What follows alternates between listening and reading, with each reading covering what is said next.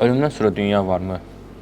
Bəli, ölümdən sonra dünya, yəni cənnət və ya cəhənnəm Allahın varlığı qədər qətidir, zəruridir. Çünki cənnət və cəhənnəm olmasa, bu dünyada olunan zülmlər cəzasız qalır zahirdə. Elə deyil, o qədər insanı öldürürlər, əziyyət edirlər, zülm edirlər. Bəs Allah bunları niyə cəzalandırır? Məzlum da ölür gedir, bu da ölür gedir, amma kafirə heç bir şey olmadı. Bəs Allah onu niyə cəzalandırır? Burada nə var? Birinci, Allah Taalaya yaxşı və güclü bir şəkildə iman etmək lazımdır ki, Allah ədalətlidir, Allah intiqam alandır, Allah cəzalandırandır. Yəni bunlar cəzasız qalmayacaq. Amma bu dünyada zahirən cəzasız qalmağının səbəbi bu dünyada onlara uyğun cəza olmaması. Yəni elə bir cəza lazımdır ki, onlara hər kəs məmnun olur. O da nə cürdür? Əbədi bir cəhənnəm. Cəhənnəmin ən kiçik cəzası oddan 2 ayaqqabı geyindirilir insana, insanın beyni qaynır. Ən kiçik cəzası budur. Belə bir cəza var dünyada.